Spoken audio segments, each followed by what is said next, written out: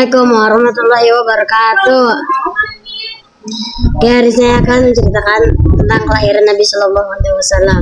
Rasulullah Shallallahu Alaihi Wasallam dilahirkan pada 9 Rabiul Awal tahun Gajah, bertetapan pada tanggal 20 atau 22 April 571 Masehi.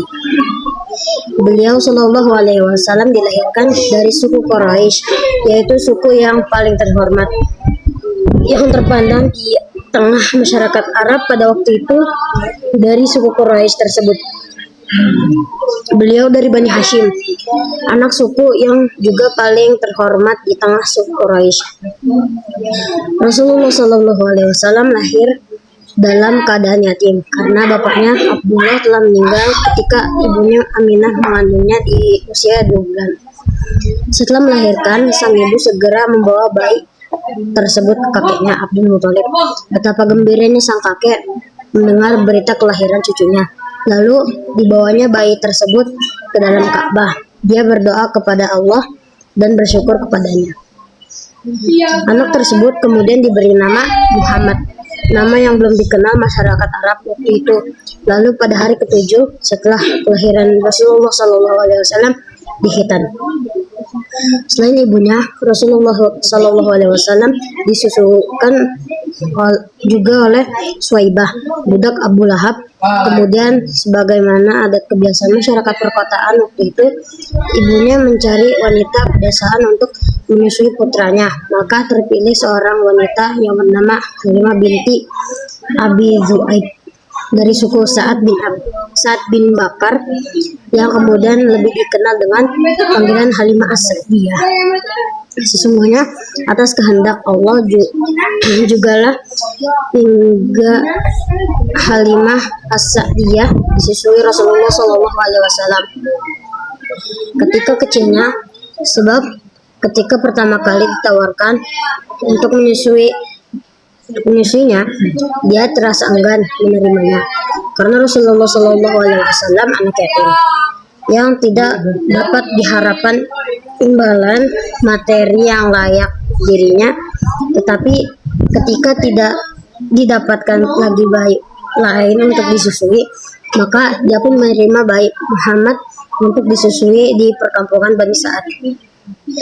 Ternyata dia tidak salah pilih, karena yang dia susui telah Allah persiapkan menjadi manusia paling agung di muka bumi ini, yang akan membawa jalan terang bagi umatnya yang beriman. Maka wajar setelah itu kehidupan Halimah As-Sa'diyah penuh dengan keberkahan. Demikian 5 tahun pertama kehidupan Rasulullah SAW dia lalui di daerah perkampungan dengan kehidupan yang masih asri dan udara segar di lembah Bani Sa'ad. Hal tersebut tentu saja banyak berpengaruh bagi pertumbuhan Rasulullah SAW, baik secara fisik kejiwaan. Pada saat Rasulullah SAW berusia 5 tahun dan saat beliau masih dalam perawatan Halimah As-Sa'diyah di perkampungan Bani Sa'ad, terjadi peristiwa besar yang sekaligus menunjukkan tanda-tanda kenabian kelak.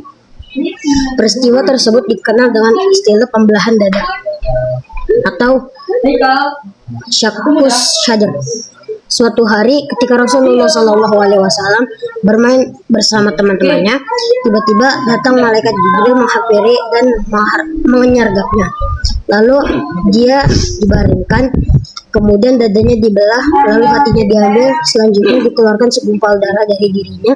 Seraya berkata, inilah bagian setan yang ada padanya. Kemudian hati tersebut dicuci di bejana emas dengan air Zam-Zam. Setelah itu dikembalikan ke tempat semula.